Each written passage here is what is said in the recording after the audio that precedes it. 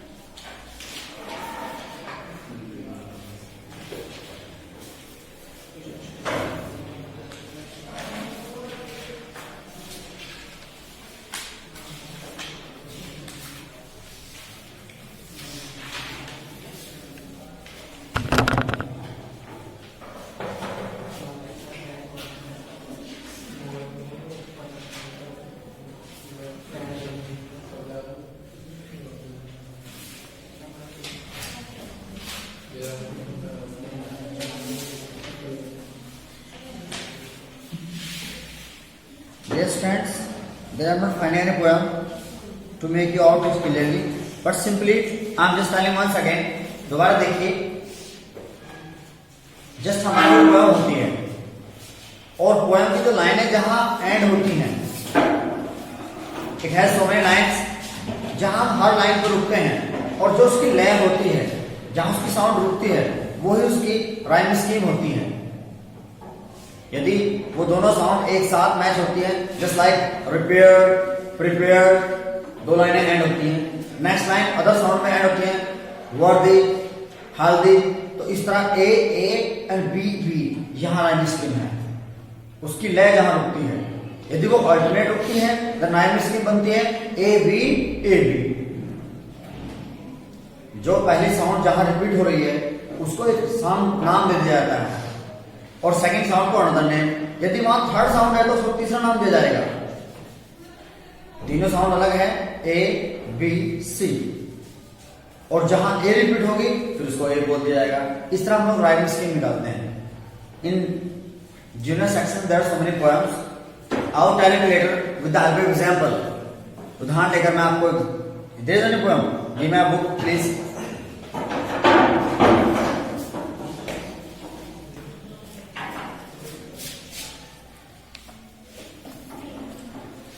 Okay बेटा देखिए, this is fourth poem a theme of beauty. इससे पैराग्राफ देखिए, a thing of beauty joy for ever. यहां last में वर्ड आता है for ever. Its loveliness increase, it will never. अब यहां फॉरएवर और नेवर दोनों मैच करते हैं। पास into nothingness but will keep a bower quiet for us and asleep। तो keep and sleep I am going to write, just look here.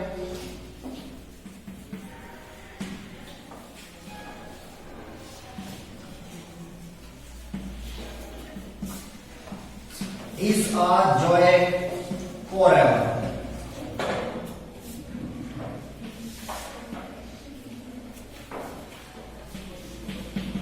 Its loveliness increases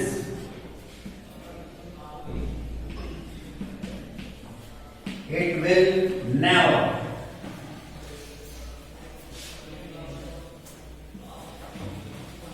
pass into nothingness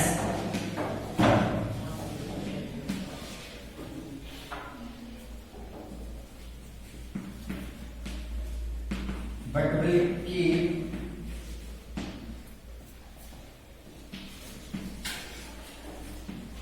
above dreams।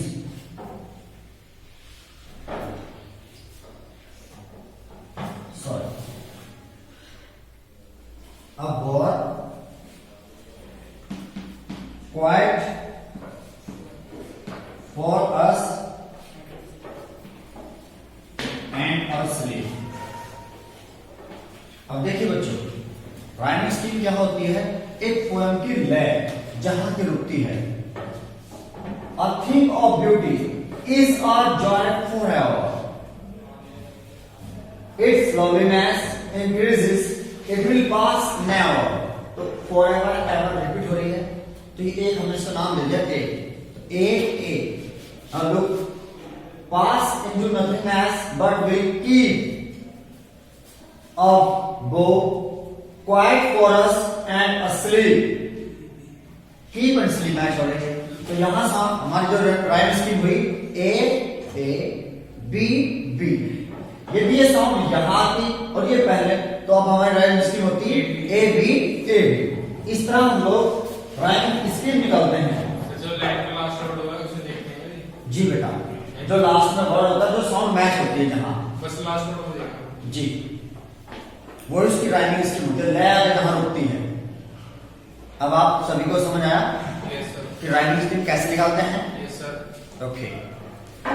Now today we are going to read literary device, and I must tell you one more thing. चाला ही निकल जाएगा। हाँ बेटा,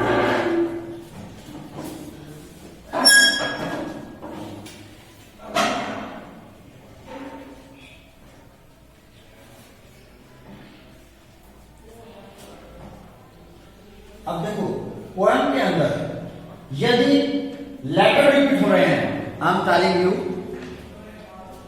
while giving an example, break break break.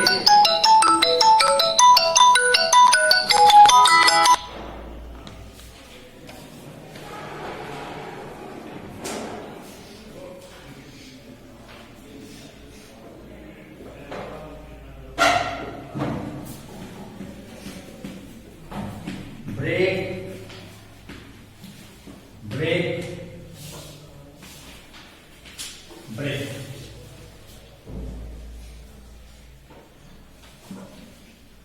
On the cold grey stone. अभी इन लाइनों में ये वर्ड रिपीट हो रहे हैं। पोएम में जहां भी वर्ड रिपीट होते हैं वहां जो पोएटिक डिवाइस होता है वो रिपीटिशन है। क्लियर? क्या है?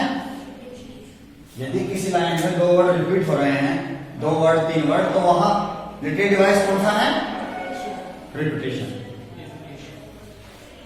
और कुछ जगह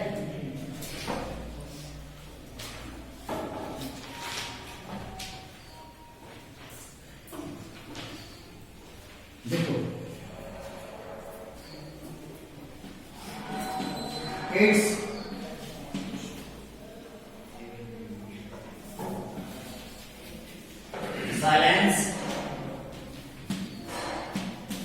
silences। यहां पहले लेटर रिपीट हो रहे हैं।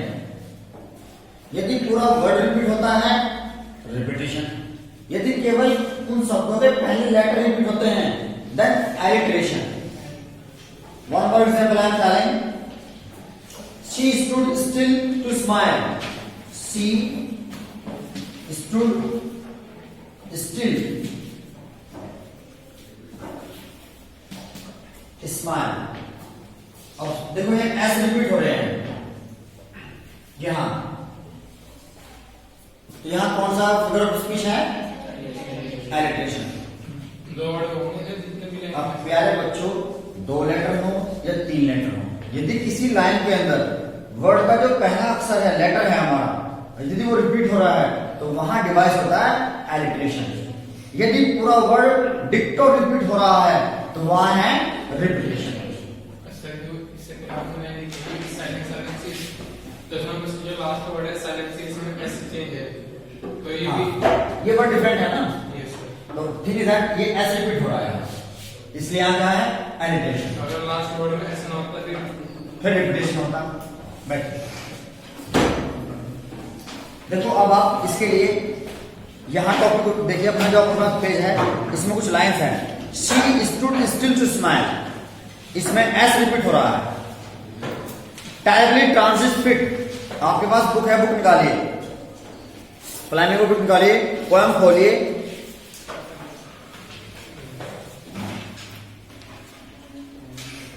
और ये एग्जांपल मैंने किसी और बुक से लिया है। ये है जब 11th क्लास की पोएम थी, उसमें फोटोग्राफ था और उसमें आपने एक लाइन पढ़ी थी कि टेरिबली ट्रांसिट फिट, है ना। तो टी एंड टी रिपीट हो रहा है तो यहां एलिट्रेशन है। यदि वर्ड रिपीट होते हैं जिस तरह she stood and smile, smile and smile, वो मुस्कुराई, मुस्कुराई और मुस्कुराई, और स्माइल रिपीट हो रहा है तो यहां रिपीटेशन है। और यदि पोएम में एक पोएट है, वो कल्पनाओं और इमेजिनेशन में खो जाता है, कुछ चीजें देखकर वो अपने बचपन में चला जाता है, या कहता है कि मैं इस तरह सो रहा हूं। सपोज दैट वो अपने रूम में है, बारिश पड़ रही है और टिप टिप की साउंड उसे सुनाई दे रही है, और वो कह रहा है कि just like I am sleeping in the warm of my mother, in the well of my mother, मैं बिल्कुल अपनी माँ की गोद में सो रहा हूं, ऐसा मुझे आभास हो रहा है। वो आवाज सुनाई दे रहा है जैसे कि लोरी सुना रही हो। तो थिंग इज दैट वो कल्पनाओं में खो जाता है, वहां इमेजिनरी होता है। क्या होता है? यदि वो कुछ इमेजिन करता है कुछ शब्दों के जरिए तो वहां पर डिवाइस होता है इमेजिनरी। और एक होता है आयरनी। क्या होता है? आयरनी। आयरनी क्या होता है? Just look at me. हम कुछ शब्दों के जरिए कोई मैसेज पास करते हैं, कुछ किसी बात पर दबाव देते हैं। मैं आपको एग्जांपल बताऊं हल्का सा। हमारे मैटरनल अंकल मामा जी थे, और यदि उन्हें लग रहा है किसी बच्चे के बाल बहुत बड़े हो चुके हैं और वो उसे इंसल्ट कर रहे हैं, तो उनके लिए वो कहा करते थे, बेटा बाल बहुत छोटे हैं। क्या बाल? इतने छोटे बाल क्यों? तो इट मीन्स उनका ये आर्मी था, कहने का ये अर्थ था कि बेटा तुम्हारे बाल बहुत बड़े हो चुके हैं, नहीं कटवा। तो वो इस अंदाज में कहते थे। तो उनका जो कहने का मैसेज था वो हमें समझ में आ जाता था। थिंग इज दैट ये होता है आयरनी। कुछ बात कहकर हम कुछ और समझाएं। जिस तरह अभी एक पोएम आपके यहां, 4th poem a thing of beauty, इसके जरिए पोएट कुछ एक्सप्रेस करता है कि रियलिटी कभी समाप्त नहीं होती, वो ईश्वर की बनाई हुई चीज है, वो सदा रहती है, कुछ समय के लिए हमसे लुप्त हो जाती है। जिस तरह दिन है, रात है बहुत लंबी, तो रात कभी सदा नहीं रह सकती, वो कुछ समय के लिए जरूर दिन आएगा। इसलिए यदि हम आज यंग हैं तो डेफिनेटली एक टाइम आएगा कि हम ओल्ड हो जाएंगे और हमें इस दुनिया से जाना होगा। तो कुछ प्राकृतिक सत्य हैं, वो हमें भले ही नजर आए ना आए, बट दे आर। तो जो वास्तविकता ब्यूटी है इस दुनिया की, इसमें जो सुंदरता है वो सदा बनी रहती है, वो कभी समाप्त नहीं होती। कितना ही बुरा वक्त आ जाए, आप कितनी गहराइयों में खो जाएं, कभी ना कभी एक अच्छा पल आता है, आपको फिर आपको नॉर्मल कर देता है। हमारे अपने दुनिया से गुजर जाते हैं, हमें बहुत दुख होता है, बहुत पीड़ाएं होती हैं, लेकिन समय के चलते हम धीरे धीरे उन्हें भुला देते हैं और नए जीवन जीने लगते हैं और फिर एंजॉय करने लगते हैं। तो इस तरह एक आयरनी होती है जहां कोई मैसेज पास होता है। Now I am going to tell you a figure of speech simile. प्यारे बच्चों, ये वो लिटरेरी डिवाइस है जहां दो विभिन्न वस्तुओं की तुलना करते हैं और उनमें कहीं ना कोई सिमिलरिटी होती है। जिस तरह ये चेयर है, बहुत कंफर्ट है, और एक बेड है, बहुत कंफर्ट है। दोनों में कंफर्ट की तुलना हो रही है, दो both are cozy, but entirely bed is different and chair is different. इनमें दो समान वस्तुओं की तुलना नहीं होती, वहां सिमिली होता है। मैं आपको एक लाइन बता रहा हूं, जिस तरह life is like a dream. Should I raise it? मैं साफ कर दूं बेटा? आपको राइमिंग स्कीम समझ आई? राइमिंग स्कीम कैसे निकालता है सभी को मालूम पड़ा? जो लास्ट के वर्ड जहां मैच जो साउंड मैच होते हैं वो राइमिंग स्कीम होती है। Okay,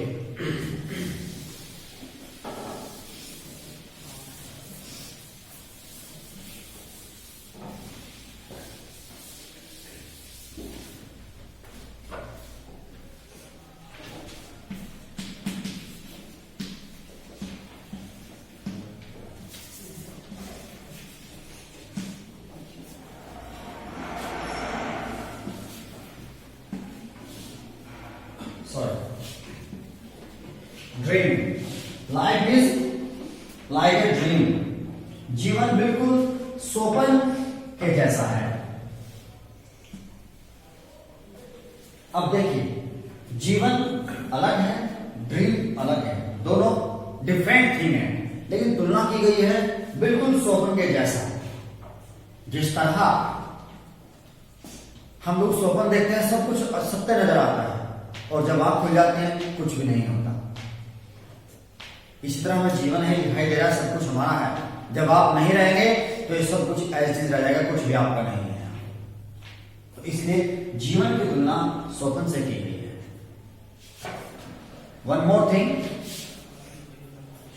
night is dark as black stone. रात इतनी गहरी है, इतनी काली है जैसे कोई काला पत्थर। अब पत्थर अलग चीज है और नाइट अलग चीज है, दोनों की तुलना की गई क्योंकि उनमें दोनों में ब्लैकनेस की सिमिलरिटी है, समानता है। वन मोर थिंग, इनमें कुछ कंपैरिजन वर्ड होते हैं, एज, लाइक, सो, इनका भी इस्तेमाल जरूर होता है। तो जिस लाइन में दो डिफरेंट वस्तुएं होती हैं, उनकी तुलना होती है, कंपैरिजन होती है, किसी न किसी गुण के कारण उनकी सिमिलरिटी होती है, एक दो गुण उनमें मैच करता है और उनमें कंपैरिजन वर्ड पाए जाते हैं, वहां सिमिली होता है। क्या होता है? नहीं समझ आया? हमारे पास कोई लाइन है पोएम की, और उस लाइन में दो विभिन्न वस्तुओं की तुलना की जा रही है, और तुलना जब होती है जब उनमें कहीं ना कोई समानता होती है। सपोज लाइक मैं कहूं कि आप में से कोई हेल्दी बच्चा हो, बहुत ही मजबूत शरीर वाला, और हम आपकी तुलना एक बुल से करें, ही मूव लाइक ए बुल, ये तो बिल्कुल बुल की तरह मूव करता है, सांड की तरह मूव करता है। तो अब बुल अलग चीज है और ह्यूमन मानव अलग चीज है, दोनों डिफरेंट चीजें हैं। तुलना की है दोनों की, क्योंकि दोनों ताकत में समान दिखाई दे रहे हैं, दोनों स्वभाव में समान दिखाई दे रहे हैं, दैट्स तुलना की गई है। और उसमें कंपैरिजन वर्ड यूज किया हमने, लाइक। ही मूव्स, ये चलता है बिल्कुल एलिफेंट की तरह, लाइक एलिफेंट, हाथी की तरह मस्त चाल में चलता है। तो तुलना की गई, उनकी दोनों, हाथी अलग होता है, एनिमल है, और वो ह्यूमन है, लेकिन उनकी गैप के कारण दोनों की चाल में समानता है, इसलिए उनकी तुलना की गई। यहां कौन सा फिगर ऑफ स्पीच है? सिमिली। कौन सा? सिमिली। अब मेटाफर।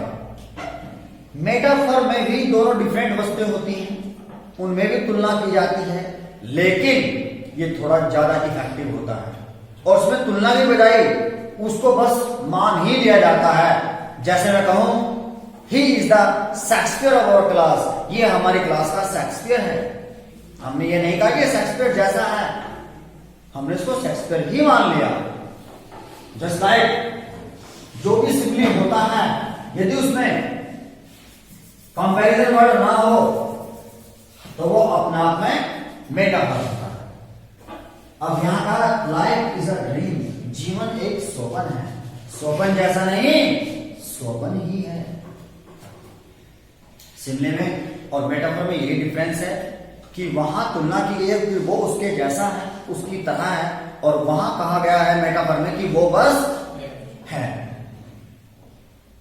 हमने कहा ना ही मूव लाइक एलिफेंट, हमें ही इज एलिफेंट और ये एलिफेंट है। अब एलिफेंट एनिमल है और ये ह्यूमन है, लेकिन कुछ समानता के कारण हमें उसमें फिगर ऑफ स्पीच दिखाया गया मेटाफर। क्या दिखा गया है?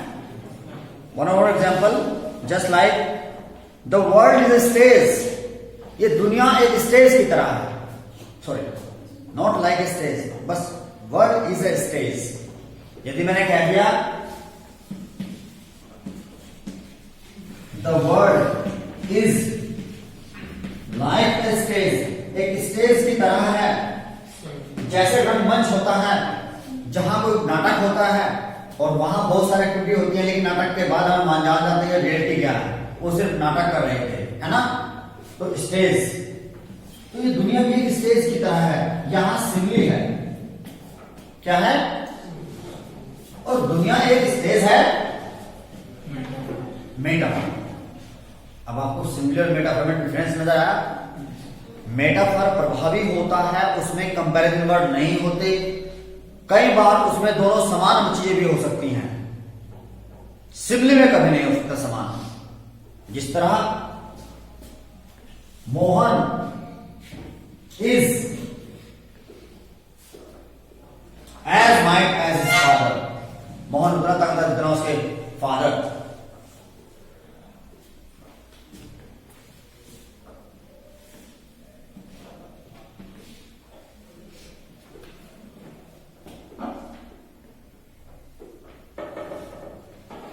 देखो सेंटेंस है, he is as noble as his father, ये अपने पापा की तरह महान है।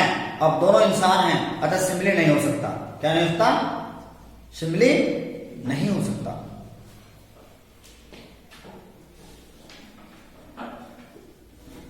तो प्यारे बच्चों, हमने सिमिली पढ़ा। सिमिली में दो चीजों की तुलना होती है, उनमें कंपैरिजन वर्ड यूज होते हैं, है ना। मेटाफर में कंपैरिजन वर्ड यूज नहीं होते, बिल्कुल सिमिली की तरह उपमा होती है कि वो बस, Kalidas is the Shakespeare of India, Bharat का शेक्सपियर है Kalidas. Life is a dream, जीवन एक स्वप्न है। The world is a stage, ये संसार, ये दुनिया बिल्कुल स्टेज की तरह, स्टेज है उससे। यहां वहां कुछ एक्टिंग करते हैं और चले जाते हैं, यहां हम लोग अपना जीवन जीते हैं और चले जाते हैं। नाउ पर्सोनिफिकेशन, मानवीयकरण। जब हम किसी निर्जीव वस्तु को सजीव मान लेते हैं, जिसमें जीवन नहीं है, उसे इंसान मान लेते हैं। जिस तरह आपने एक पोएम पढ़ी थी, उसमें बरसात कहती है I am the poem of the earth, मैं धरती की कविता हूं। तो आई तो ह्यूमन होता है, इंसान होता है, तो क्या बारिश इंसान है? वहां उसने इंसान मान लिया। Death put cold hand on your head, मृत्यु ने ठंडे हाथ आपके सर पर रखती है। तो क्या मृत्यु का हाथ है इंसान की तरह? तो यहां क्या, कौन सा डिवाइस है? पर्सोनिफिकेशन, जहां किसी चीज का मानवीयकरण होता है। जिस तरह एक एग्जाम्पल और था, लव इज ब्लाइंड, प्यार अंधा होता है। तो क्या प्यार कोई इंसान है जो उसका आंखें हैं? तो यहां कौन सा डिवाइस है? Personification. Is that clear? Okay. एक और सेंटेंस है, opportunity knocks at door but once. Opportunity knocks at the door but once, जो मौका है, जो अवसर है, हर किसी का दरवाजा खटखटाता है जीवन में एक बार। तो क्या कोई इंसान है जो आता है तुम्हारे घर के नॉक दरवाजा करता है? नहीं ना। तो यहां कौन सा कौन सा इलेक्ट्रॉनिक डिवाइस है? जी बिल्कुल। अब चलिए अपोस्ट्रोफी। सर जैसे कहते हैं बात हो जाए यहाँ पे भाव से, तो एक जैसे मूव होते हैं, चलते हैं, तो ये भी इसमें है? नहीं, बादल तो मूव तो करते हैं, लेकिन इंसान तो नहीं माना गया ना उनको। अगर हम कहें बादल एक पिता की तरह हमें पालते हैं,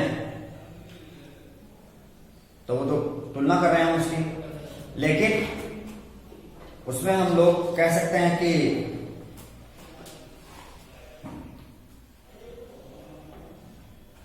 यदि बादल कहे या पुकारे या आवाज लगाए कि मैं तुम्हारी हेल्प करता हूं, तो वो आई नहीं बोल सकता ना खुद को। ये पर्सनल प्रोनाउन होते हैं ना इंसानों के लिए। कौन है प्लीज? जहां वो बात करे इंसानों की तरह, जहां कोई आभास होगी वो इंसान महसूस कर रहा है, ठीक है, वहां पर्सनिफिकेशन होता है। अब अपोस्ट्रोफी वो फिगर ऑफ स्पीच है जहां किसी चीज को संबोधित करते हैं, एड्रेस करते हैं, बुलाते हैं। कोई शख्स है मेरे सामने प्रेजेंट नहीं है, मुझसे आवाज लगा रहा, ओ माय फ्रेंड, यहां अपोस्ट्रोफी। या कोई चला गया दुनिया से, मैं उसे अब आवाज लगा रहा हूं, ओ मिल्टन वेयर आर यू। तो इस तरह वहां क्या है? अपोस्ट्रोफी, जहां किसी को उस चीज को एड्रेस किया जाए जो उपस्थित नहीं है या इस दुनिया में है नहीं, या कोई विचार है या कोई आइडिया है। Amazing, oh your thoughts always help me, आपके विचार हमेशा मेरी सहायता करते हैं। तो जब हम किसी को पुकारते हैं, प्यारे बच्चों, एक होता है हाइपरबोल, जहां किसी चीज को बहुत बढ़ा चढ़ाकर जो रियलिटी है उससे या तो बहुत कम या बहुत ऊंचा बताया जाता है। जिस तरह मैं एग्जांपल दूं, हमने अभी पोएम है, सेकंड पोएम आपकी, उसमें है the boys, paper ceiling boys, कागज की तरह दुबले पतले बच्चे। ठीक है वो दुबले पतले हैं, लेकिन कागज की तरह तो ना सकते ना, कुछ ज्यादा ही कम कर दिया। हमने एक सेंटेंस बताया कि ही चीफ वॉज माउंटेन हाई, उसका भाषा में उनका चीफ था आर्मी का, वो तो पहाड़ की तरह ऊंचा था। ठीक है ऊंचा होगा 5 फीट 7 फीट 8 फीट, लेकिन वो पहाड़ की तरह ऊंचा तो नहीं हो सकता ना।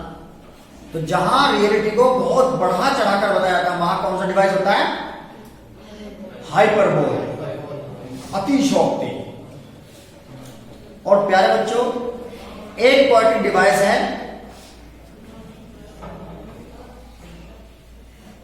जहां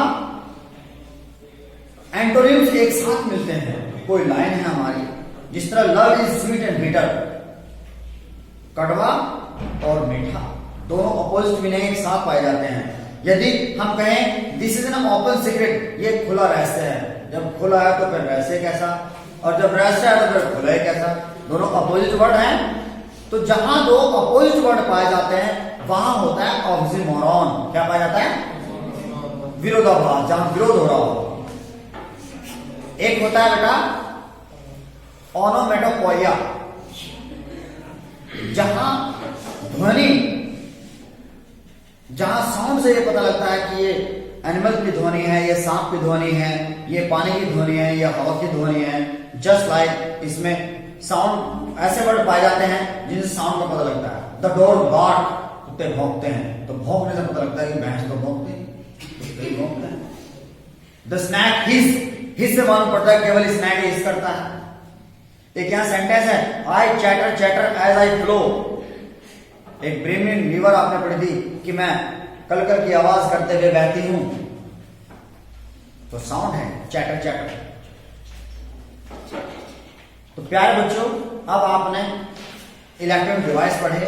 आई वांट यू ऑल कि आपके पास जो पेपर है उसकी फोटोस्टेट कराएं और आप अपना डिस्ट्रीब्यूट कर लें, और यह आप मुझे सबमिट कर दें। I have teach you another class. कोई क्वेरी होगी कल सोल्व करेंगे।